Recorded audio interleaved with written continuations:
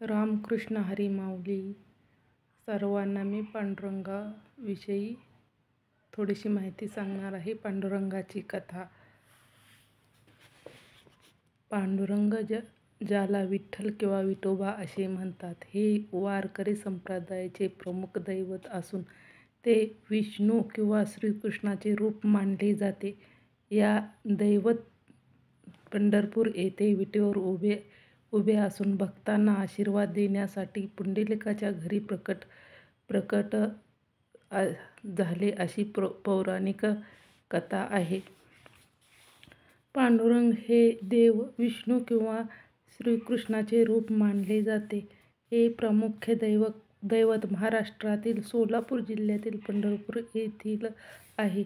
तेथे त्यांचे प्रसिद्ध मंदिर आहे आणि शहराला दक्षिण काशी असे म्हणतात. त्यांचे रूप. पांडुरंग हे विटेवर उभे आहेत आणि त्यांच्या कपाळावर टिळा असतो. 15 दिवसातून एकदा पांडुरंगाची वारी म्हणजेच एकादशी असते. प्रत्येक एकादशीला पांडुरंगाचे भक्त पांडुरंगाच्या दर्शनासाठी येतात. तेथे त्यांचे भजन कीर्तन पांडुरंगाचे नामस्मरण असते.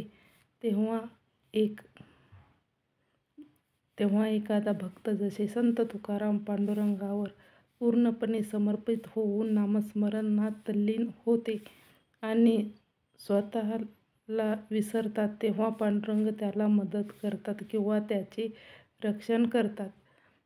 असे सर्वांनी पांडुरंगावर निश्चिंत भक्ती केली तर त्यांना देव नक्कीच मदत करतो.